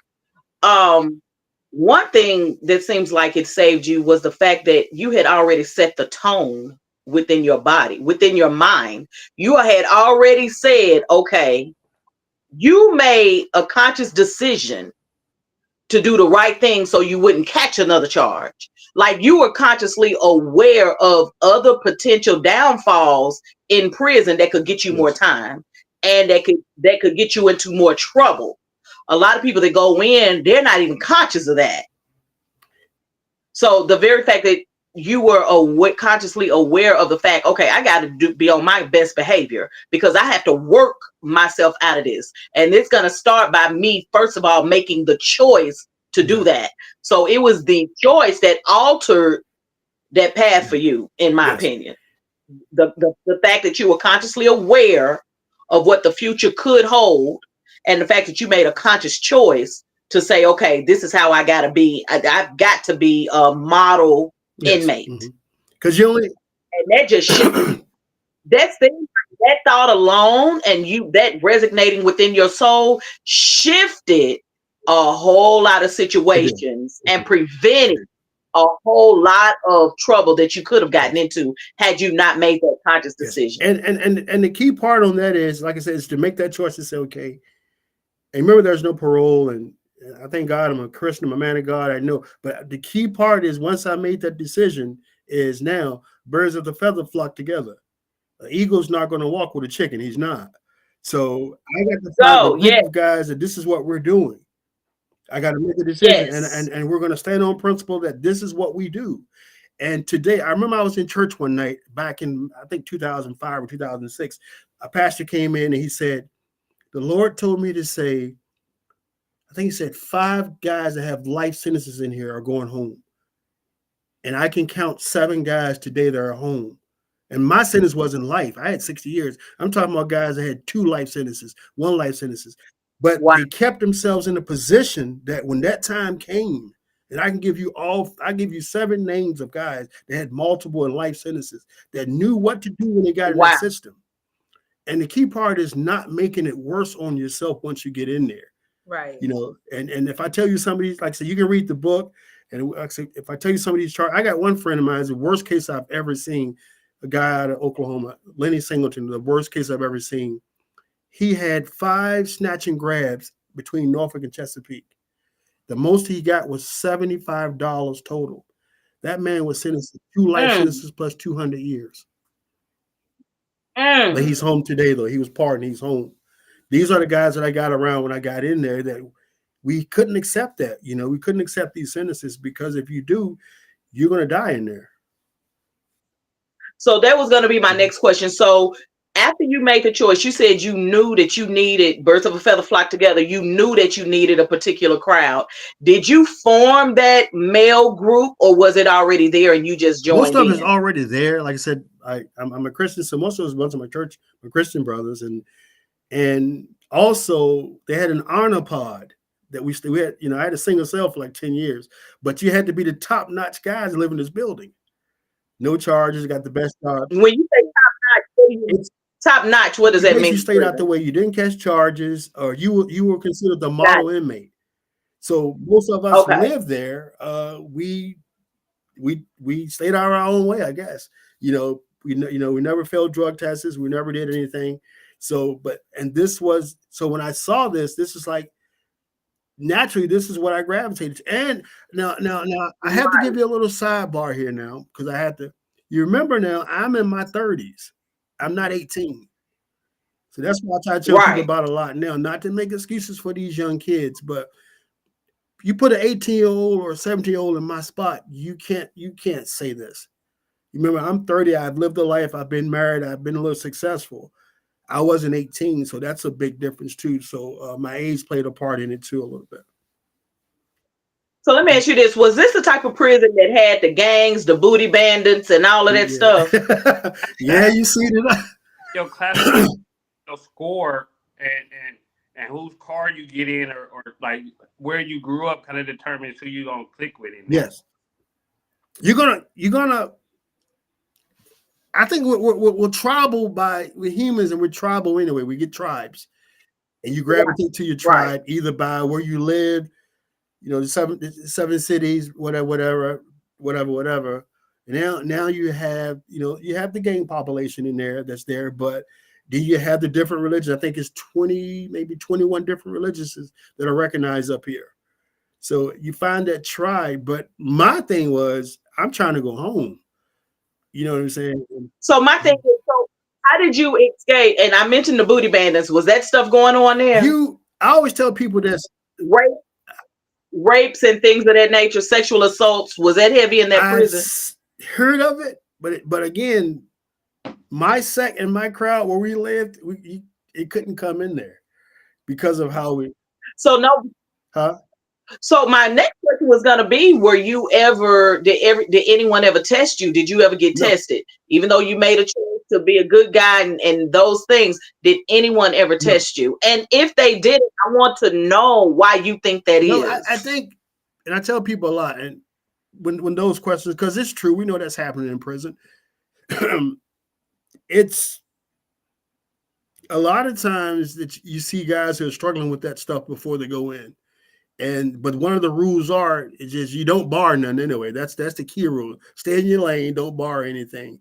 And again, when you're a part of the tribe that you are, none of us are going to roll that way. So when you come up on one of us, that's Bruce Sam from the church, So, but we never had to deal with it. I remember having to bring guys come to church that were getting out of those lifestyles. It was a hard thing because they had already been in those homosexual lifestyles or whatever. And you don't know, but you tell them, look, man, don't bring that stuff over here. We ain't doing that. And then you set up rules. Like I had rules like, I'm never going to call another man cookie or pookie or juicy or something. No, I'm not. You're a man. I know what God made you. So when guys knew how I had a job as a clerk in the wood shop, and I had to talk to everybody, and I'll always address you, Mister. And I had somebody that said, no, can you call me? I said, no, I'm gonna call you Mister while you're on the clock. We ain't got to talk at all when you get off the clock. And that carried a long way of how you were perceived. But on the other side of it, you had to respect the person's choice. I don't have to agree with it. Right. But if you would like to do that, that's on you. Keep it over there. We're good. And that's how, and I guess that's the best way. So if I understand this correctly, and I want us, because I don't want time to get away from us, okay. There's different sections in the prison, because the only parts that we hear about from the movies is like solitary confinement.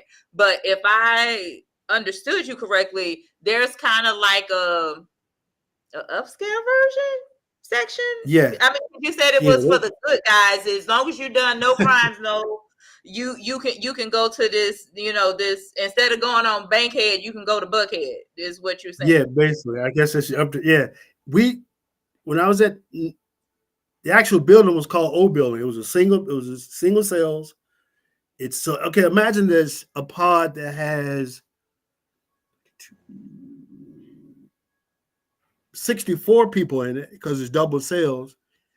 Now there's only 32 with single cells. Can you imagine the atmosphere in there? So imagine you only have 4 pods like this on the whole compound. It's a wait list to get in here. It's like it's the suburbs. They actually can. They when you go in there, when you start, you get a score, you get classified, you get all that to where you go, because they can't send like we say, a civilian to the gang pod, and this gang to this gang pod. So exactly. So let me ask you this question: did you ever see a case of where somebody came in, because you was talking about the consciousness prior to Cola was talking with you about that? Like somebody come in, like, okay, show me the biggest guy in here, and I'm gonna take him out. Did anybody ever? No. That's the television. That's the television. No. It's ordered. It's a hierarchy. It is. Yeah. And whoever got is calling the shots. The closest like he's in it, and like you say, the suburbs. Everybody in there are pretty much not necessarily nonviolent offenders, but they don't got history. This it's not exactly. And it was crazy. Now you come in our pod, and if somebody raised their voice, it's like. But I can take you to the other side of the compound. We used to call it the ghetto. They gambling 24/7, and you better not talk about some quietness up in there, So but a lot of times, and I guess every prison is made even the prison I just left from was made like that, and that was my mentality. And I know this is going to sound weird, but I said for this season of my life, I want the best that prison has to offer. And at the time, it was a single cell where I don't have to sleep in there with another person. So what do I have to do to qualify for this? That was my mindset. I want the best that they have to offer. And I'm not going to turn myself down because, like I said, a lot of times you can't catch charges and live in those buildings. You can't, you have to pass your drug test. You have to be working. You have to go to school. So I'm like, this is it. I'm good. But I know that now within the building, like he just said, within the buildings, I can leave my locker open. go to school and come back. But there's parts of that compound they can't leave their lock open. You leave the lock open, come back, you're gonna start over from scratch. Wow. You know what I'm saying? So that's the stuff that comes with it, So along with getting yourself together to go home down the road, that's gonna come from that. Okay, so I think you've kind of answered this, but I want to directly answer the question, and then I want to move forward to the requests and the work that was done to get you out. How was it trying to stay away from getting into prison politics? Yes. It was hard because you got two worlds. You got the inmates, or I've been called everything, inmates, offenders, or whatever. And then you got the staff. I tried to. My mindset was I stayed true to myself first, of who I was, what I believed in, and what I would do and what I wouldn't do. And from that, once I established the consistency of being true to myself, they know you couldn't bring drugs to Brush Sam. They know you couldn't do this to Brush Sam. So once I stayed true to myself, I was respected that way. To the point you'll see the guys giving you respect that way. Even to the point sometimes they'll see us sitting around talking. A guy will walk up and start cursing. They'll be like, "Ooh, I'm sorry, Brush Sam," because they know that that's not what you do, when you're with us, but they still know on the flip side that we were the guys that you came to when you needed help, or that maybe you need something to eat or whatever. And a lot of times, like, so I was a law clerk at the end, and guys knew I knew law, so that's like, so you were that good guy. But again, you still respect the politics. And that's the key part of prison is I don't have to agree with you. And people may take this the wrong way, but I don't have to agree with you, but I got to respect you. Right. I got to respect you, because that's when that disrespect is when you cross that line. And that's when that price has to be paid. You like, there's certain parts of the yard and stuff that you're not just going to walk up on, because this is what they do. It's not, and I guess it's out here the same way in society, I guess, but it's the same thing in the world. Yeah. Same thing in the world. You got to remember, every man's in there by itself, and everyone there is still a man. Mm-hmm. So the respect is naturally given. So if you over here in Gladiator Academy, or if you over here where you got single cells, everybody's still a man. So depending on where you at, the respect is automatic. Ain't no one. It's not like on TV. Ain't no one going over to this side, bullying everybody and house everybody because you by yourself and they're men, and they, ain't no one coming to get you if it goes down. So the respect is natural. I don't like everybody thinks it's like on TV and you going there getting raped and every. So Shelly, how much time did you do? I said, so Shelly, how much time did you do? I was thinking the same thing, Cola. I didn't want to ask it, but okay. I visited. I did a once. How long were you there? 5 years. Okay.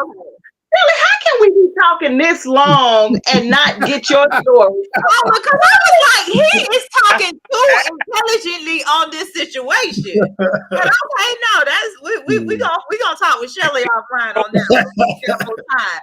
But no, hey, it is what it is. So hold on, because time is getting away from us. We had some technical difficulties at the beginning. Now, okay, can I ask one question? It's very, very personal. If you want to pass. But let me see. Was it last week or the week before we was talking about Maslow's hierarchy, Maslow's theory? And at the very basic of the physiological needs that Maslow said that humans needed was, of course, the air, oxygen, water. He had sex. I knew she was going. Next to oxygen. He had sex next to oxygen. Shelley said that sex belongs next to oxygen. So I'm just wondering, if sex is that important, how did you make it 25 years? Again, by not having that as on my plan and what I want to do, because first of all, you can't because all men. But it's you realize that I came to a conclusion that I lost everything, a wife, a family, because of lack of boundaries and lack of rules, and some overtaking me. And now, don't think all the urges leave because we go to prison, and don't think it's not happening in prison because Right. I but know what's happening. I hope I don't get in trouble. I got shipped to a prison at the end that I was fearful of going to this prison because it was known if you go there, there's a probability you may become a daddy. You know what I'm saying? So I believe it like that. So I feared that early in my bit. I feared that. But at the end, I was like, You know what? I probably know. yeah, I'm sorry. yeah, I've heard of prisons yeah. like that where the officers were actually selling it to the inmates. But again, that goes back to my decisions I made when I first came in. That wasn't in my plan. And even now, I've been out 7 months, and one of the things that I'm not in a relationship now, and I'm telling people until I get myself together, how can I take anybody anywhere until and I've caught slack out here from that. I've been out a couple of days like, hey, are you gay or something? Why don't you want to? And I'm like, no, I'm not an animal. I'm not an animal. I don't have to do that. The stigmatism isn't. So how did you just get that settled in your mind? Okay, it's no sex for me for the next such and such years. Did you think about it in that way? Did you have to come to Jesus about that? Did you really have to sit down and sort that out in your mind and just take it all in? Again, I'm human. Remember, I still go through everybody go through. Exactly. But that's why I'm asking. I'm a natural planner, and it's like I want a wife, I want a family. And it's like, and I love streaks. I'm on a 25-year streak now. I want to keep going. And I know to me of how special it's going to be when I do get with somebody and get married and say, hey, I haven't done this. But the key thing that I wanted to break off of was we got this stigmatism. You get out of prison that night, you should be in the club or in the strip club doing this and doing this. I'm not an animal, man. Yeah, absolutely. And I'm not. And another thing, it's if I can, it's saying no, because you remember I couldn't say no to crack, and look what it got me. Right. So now I'm very conscious on what I allow and what I don't allow, and it's again, it took me about 5 or 6 months just to go out. I wasn't in prison in my home, but I knew I had to get some stuff straightened up in mentally. Because if you've been gone for 25 years from something, you got to get adapted to a lot of things. And this world was not the world that I left, So, and you're still adapting, I'm sure. It hasn't been a whole year. And you gotta remember, you're not like sex ain't on your mind. It's too much other stuff on your mind. Yeah. You ain't like maybe when you lay down and you get to thinking, it might come to mind. But you ain't thinking about that in there because it ain't no women in there for you to look at. Exactly. Yeah. Too, you worrying about what it is you got to go through. And I can imagine in his case, after doing that, when you get home, like he said, I ain't been doing this, so I ain't in no rush to jump in it. It's not like. Well, here's the thing: like we are all human, and urges do come. Let's get real about that. They're just urges. They're not exactly saying. Yeah, but the urge is real. And you remember, I'm the 24, 8, and 10 for not controlling those urges. Exactly. So I'm like, I'm good. I'm good for a little while. Okay, guys. All right, so I'm sorry to cut this off, but I do want to interject. When you said like things are different from when you went in 25 years ago, all of a sudden I had a scene from I'm Gonna Get You Sucker when Huggy walked out of with that yellow sombrero and the platforms with the goldfish. But luckily that's not your story, but I just had an image there. But listen, because time is getting away. This is, you know what I'm saying, we might just have to have you come back because this time is getting away from us. So I had someone that told me they weren't going to be able to watch tonight, but wanted to know this question. What swing of emotions did you have after facing 60 years, then someone steps in on your behalf when you know you did the crime, but now your sentence is reduced to almost 25 years? How do you accept the shift in your favor? I put a pardon in 2017, and I signed it September the 29th, 2023. So 6 years almost. The Democratic governor that left had let out over 1,500 people. My pardon was turned down by that administration and opened back up by the party that is tough on crime. So, and I remember when this guy became governor, I remember my dad said something on the phone, because I remember when he won, I was like, there's a part of me, I'm like, I ain't never going home, but I remember my dad was like, God put him there for a reason. So I remember I had the chance to meet Governor Youngkin and tell him thank you.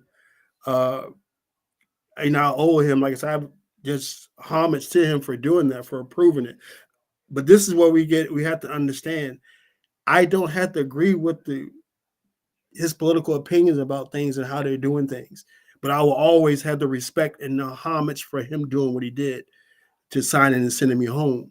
I knew, God showed favor on it, but even I basically cut off interviews. I had somebody call me Friday for an interview on the local news. I've been misquoted twice on the news, and I won't do news anymore because they went after him one time and said I said something, I didn't say it.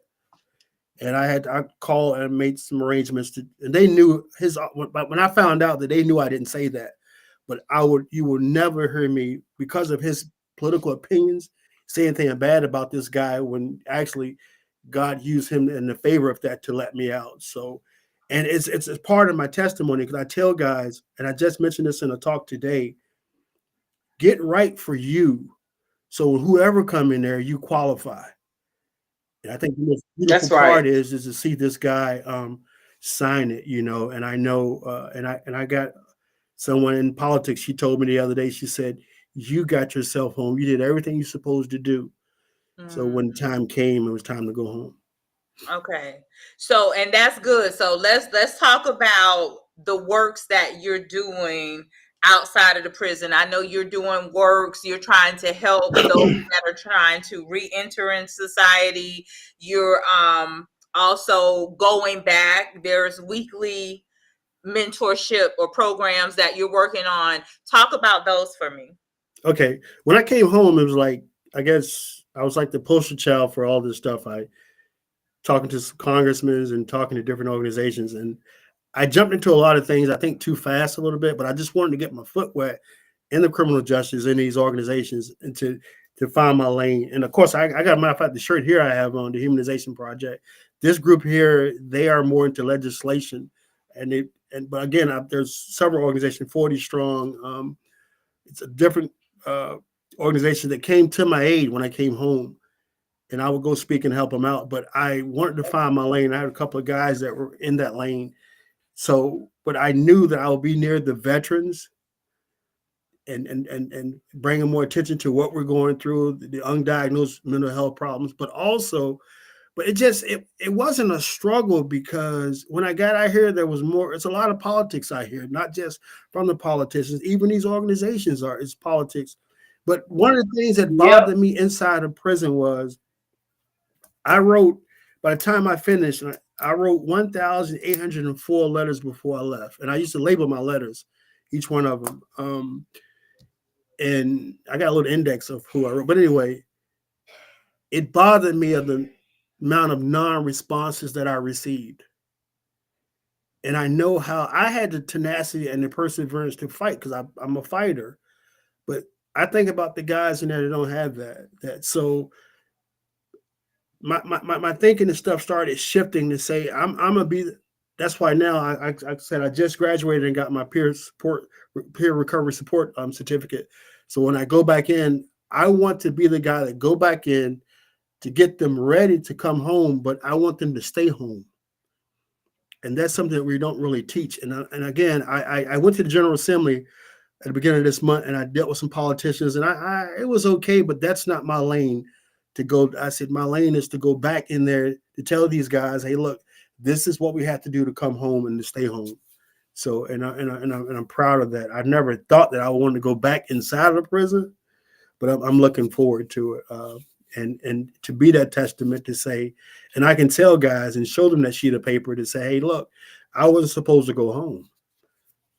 If you look at what man's, and I can actually show you that. But if you just follow these steps, I'm no better. And like the word said, God is not a respecter of persons. I'm no better than the next person. But all I say is do the right thing. And when that time comes, you're going home. But, and I remember I had a cousin, she's like a sister to me. We grew up together. She was one of my biggest advocates. She made a statement one day. She said, I'm glad you made getting out. She said, I'm glad you made advocating for you easy for us. And I said, what do you mean? And she said, if I have 5 minutes, she met the governor and got his ink pen. But she said, but if I have 5 minutes with the governor, I don't have to explain to him what you did wrong. I can tell him everything you did right from the time you went in. Nice. And I know that carried a lot of weight with it. And that's why I tell guys now, make it easy on your family. Don't, and even when you mess up in here, get yourself together, so, but so I'm really excited about that, trying to be the voice, because one of the things, like you said, the group I started a couple of years ago, now I'll tell you how I started this group, because I don't know if you guys heard of the prisons up here, the overdoses and the way these guys are dying, we were seeing guys die. There were weeks where we're seeing 2 or 3 guys die a week from overdosing. And I remember when I seen a guy die one morning, they actually brought him back inside. And I was like, what? Yeah, I've been sober for 20 some years, but how can I help the next person? So we started a group in there we call it Life Recovery Group at first, but it's now called I Owe More. It's called Inspiring Offenders to Work and Inspire More. They meet for an hour every week. And I wanted it to be just us to talk. And in April, we'll celebrate 3 years. But I wanted us to have a place we can come to just to talk. And we covered a plethora of topics. And as Shelley would tell you, amongst each other, we can talk about things that I can't talk about a counselor in front of a counselor. We've had topics about cell phones, or even talked about how do you stay away from the female guards. And I think as men, we don't do that enough. And especially as Black men, we are afraid to come together, show the vulnerability, and we're afraid to say, I was wrong, so do that. So yeah, like I said, that's one of my biggest points, to go back in now and to start these guys, or to continue the talks that we're doing. And that's going to show society too that, because you guys, be honest, when you see a group of Black men sitting down having intelligent conversations, we're not cussing each other out, we're not fussing, but we're having, and the best part about it is when we're having these conversations and we don't agree, but you're seeing us still can dialogue about how we feel and what my opinion is. Because like you said, I may be from over here, you may be from over here. And I learned so much, because it's like, I met guys who were, I hate using the word, were they destined to prison? But if you look at the situation and circumstances, you got to say, it's true. Yes. Because I'm gonna tell you why, and why I can agree with you. I've worked as a nurse in the prison, and as a nurse, you get to read the charts. You get to read the inmates' charts, and when you read the charts and you read the history, it's like, oh my God, this. If it's a female, like, oh my goodness, her mother was in prison, and then she lived with her grandmother, and then the uncle was molesting this child from 1 year to 5 years old, and then the grandmother died. Then the child was put in foster home, and then shipped to another foster home, and then by this time the child is like 14 years old, and now they're running away, and now they're in the streets. And then they get on drugs. And then the next step, 4 years from 14, 18, okay, they committed a crime. And now they're in prison. So when you're in those positions and you get to read charts, you get to see it's amazing. You get to see the history of that life and say, oh my goodness, this child was destined. Like it was, and it's not even their own fault. It's the people in their lives and their environment have failed them. The mother wasn't there from the beginning. Don't know who the dad is. Well, the grandmother tried, but she had the uncle in the house who was molesting the child. Then the grandmother died. Like these are real. This is a real situation. Grandmother died, mother still gone, so child goes foster care and gets, go from one foster home to the next and then runs away. And then gets with some older dude and, she catching a drug charge for him. Now she in prison.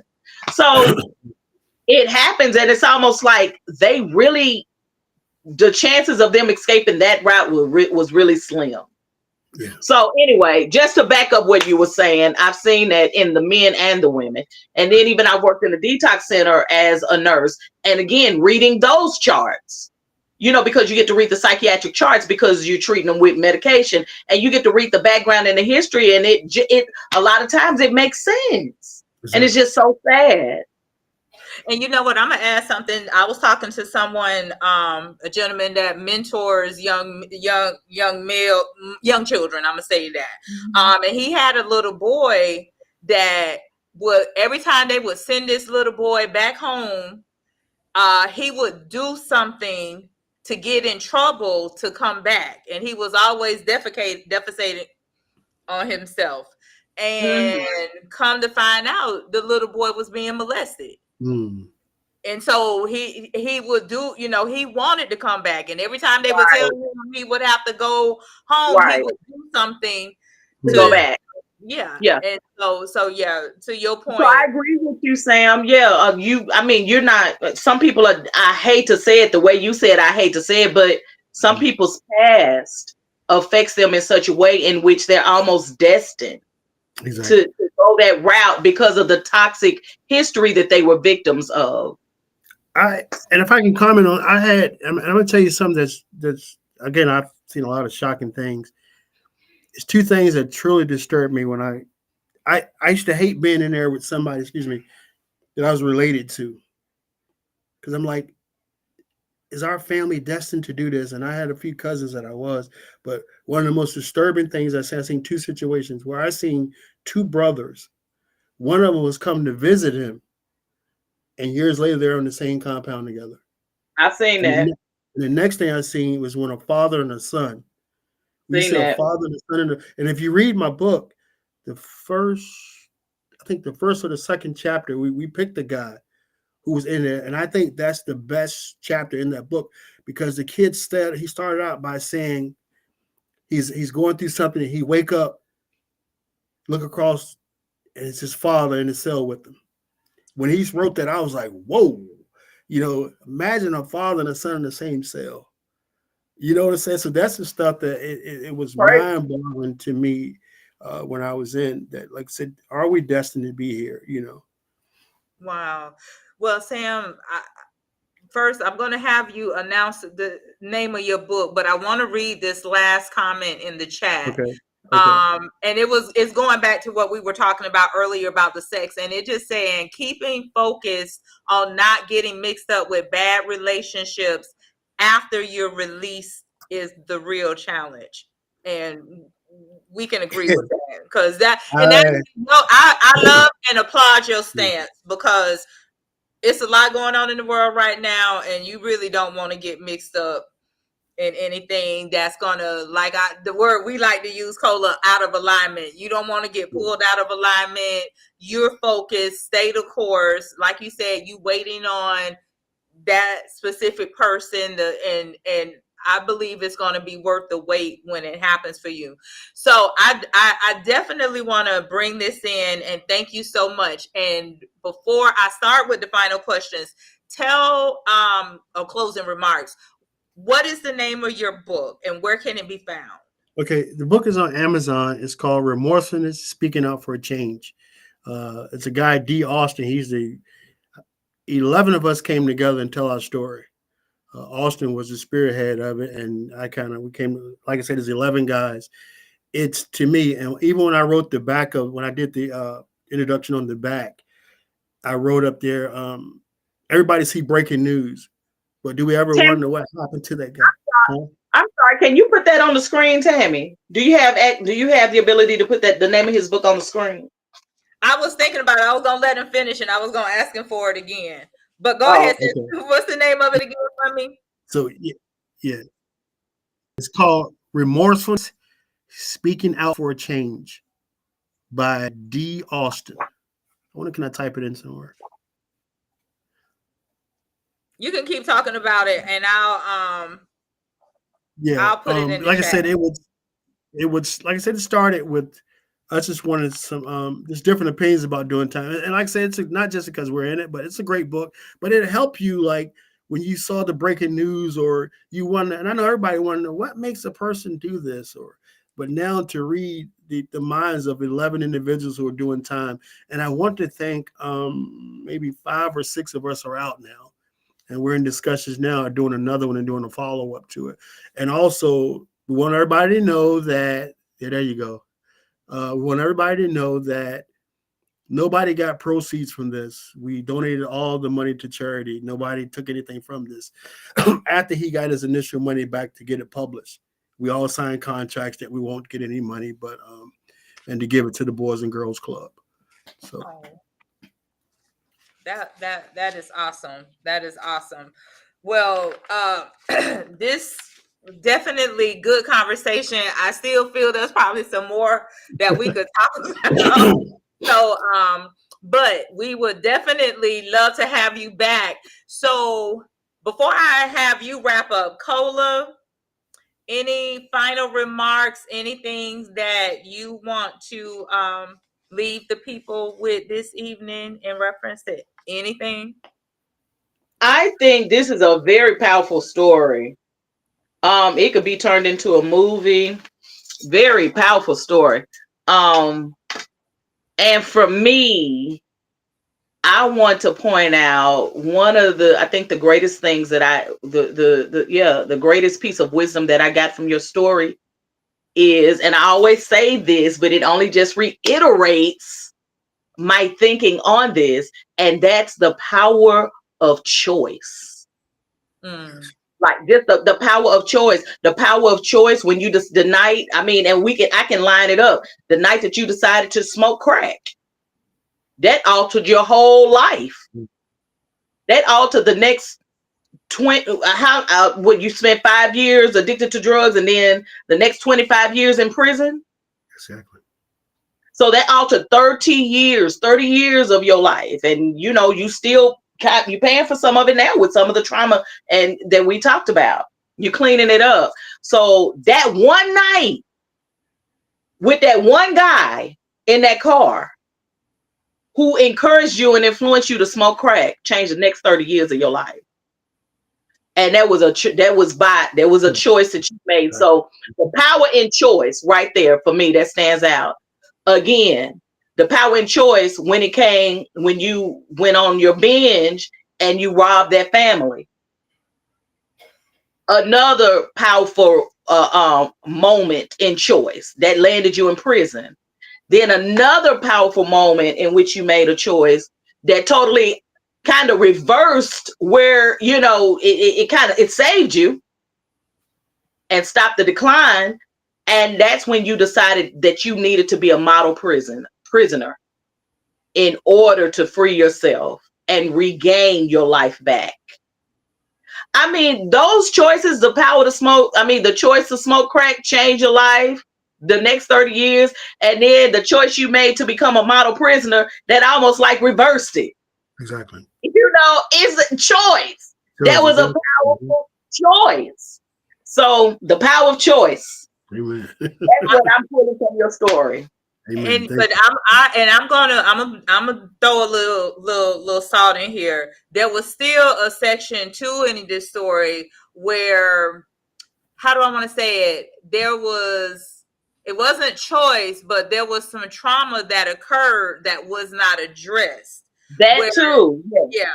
Perhaps had that trauma been properly addressed, that too. that possibly could have led to different choices or better choices. Absolutely. However, at the end of the day, when it comes to, the plans that we have, that God has for us in this life's journey, we don't know how it's going to play out. But, but yes, but we have choice. we do have choice. Choice. We do have Exactly. choice. We do have choice. Okay. Yeah. My man, Shelly. Now, listen, I'm going to say this. We had some technical difficulties. It was some things that we were supposed to talk about. So our topic list getting long, y'all. But we going back to Super Bowl. We going back to some things. Even the conversation that Shelly was quiet on last week. We going back to that next week. So I need this platform. If I confirm this is doing what I needed to do, I need this platform to be working because we're going to be back here. So, but Shelly, what final words do you have for our lovely viewers tonight? Shelly, we can't hear you. First, I said it so much, but first I want to commend you on your strength. My father, he chose crack at the end of his life, and I seen the deterioration of him, and he wasn't able to kick it, and the battles he went through, because he started off as the first black firefighter engineer in Colorado, and a wrong friend, that choice changed his life forever, and never was able to bounce back. So I see you looking good, and it's been so long, so I commend you on that. I just stay strong, keep up the fight. I can't say, I can only imagine. I know what it's like. Second, I wanted to also commend you on your work with the young kids, trying to get them right. I'm gonna just say, work with the kids that want to change. The ones that don't want to, they gotta learn on your own, and the fight's harder than what it is. But the kids that want to change, or even the grown men that want to change and don't know how, they need it. I thank you for them, because a lot of people don't know they don't know. And like you, they show them it's possible. So I just want to say thank you and congratulations, and all good things like that. I'm like, I don't say this much, but I'm proud of you. You know what I'm saying? Thank you. He don't. This goes down in history, sir. Yes. Shelly, are you proud of me? Are you proud of me? I'm always proud of you. You the fuel. You make it light up. So I love it. And hold on, he's saying something. We can't hear him. What were you saying? We couldn't hear you. I was just saying, I'm glad I decided to come. I'm out of town, and I'm in this room, and I was having so many technical difficulties. I was getting mad. So I'm glad it worked, and thank you again. Like you the truth. Do your thing. Thank you. And you know what, Shelly? I appreciate you. I knew you was out of town because I saw the background said Shelly at a hotel right now. And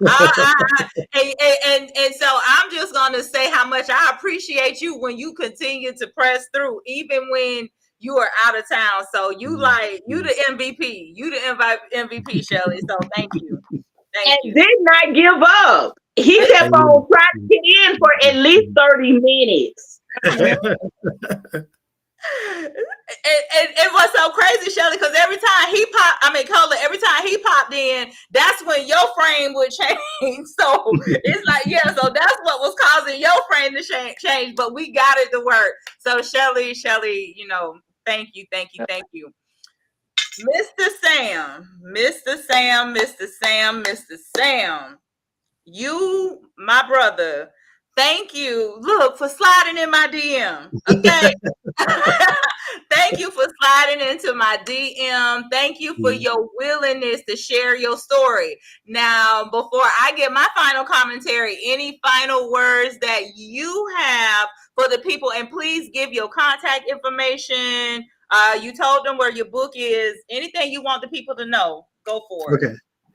Again, thank you for for responding to Facebook, which remember, I just learned this Facebook. My little 9-year, 10-year-old niece set up Facebook. It has its good points and bad points. We'll talk about that later. But I thank you for responding. But one of the things that I've used that for on one of my bad days, one morning I woke up, I was just feeling it, just going through and just after praying. And what I noticed when I came home, the world is mean and dark sometimes out here. And for people who haven't faced that tomorrow could be their last day or haven't seen their date of 2052, you don't understand, So I remember one morning I went on Facebook and I was praying. I said, I'm going to say good morning to 21 people. And that happened 3 or 4 months ago. And if I miss a day now, I got people saying, you didn't tell me good morning. So, but I came out to just add light to that. And then when I can start telling my story, I can say good morning to you because there was a time that I thought I would never be able to do it, to meet a stranger to say good morning to. And that's powerful out here in today's time. Yeah, I see my mother and I love my family, but to go on Facebook and again, Tammy, for you to respond back, I was like, whoa. I'm like, then I got to make sure you're real and all that kind of stuff, But what I want to offer to families, especially ones who are facing these sentences and all that, don't give up, but speak truth to them, because one of the things that my family did, they didn't let me smell like prison or to get caught up in the prison things. And they held me responsible for it. And to the point that they used to give us these little Christmas bags. We could get one for $75. I wanted an extra one. They wouldn't buy me an extra one. They're like, no, you can only have one.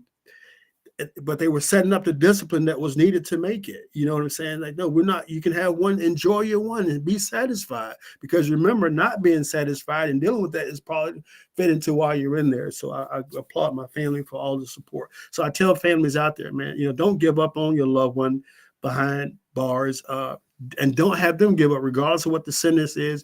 But just do good. And I always tell guys, I used to hate guys say stuff like, "I'm getting ready."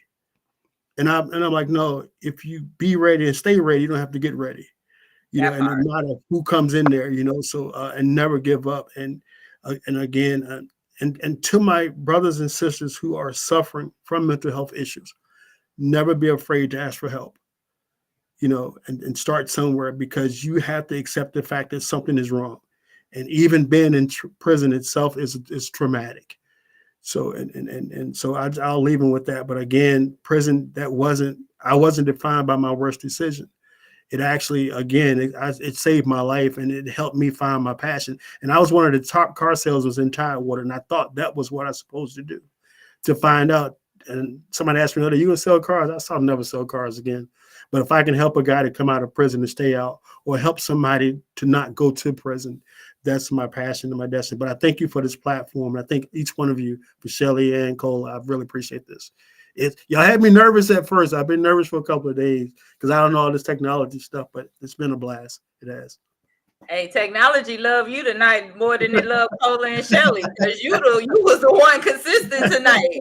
You were the one consistent. And look, I'm gonna throw my little shade real quick. When you say talk about the bad goods and the bads of Facebook, you right, because let me tell you, my DMs, Lord have mercy, it is so full to the point I don't look at them, and I get shady comments. In fact, tonight, going to look at your message, Sam, I see somebody like, "Oh, well, are you just hostile? Or are you just unfriendly? Because you haven't responded to my messages." Wow. I had somebody send me a message. "Oh, is it because I'm ugly?" I'm like, okay, hold on. They don't even know. I don't read. Only reason yours caught me, Sam, being truthful, is because you said you reached out about the podcast. Because I have tons, and I love everybody that, but I just can't keep up, because then I have to have ongoing conversations, and right now I don't even have the space to do that. So, but I do thank you for your sliding into my DM, and I do thank you for your time, and I do hope that everyone that has, as he mentioned, mental health, things that they're struggling with, get help. Get help. Trauma is real. We talked last week about cells and trauma and DNA. Those things, some things are embedded trauma, and they don't come out until you face it. And a lot of times, and I talk about it even in my book, it had to happen.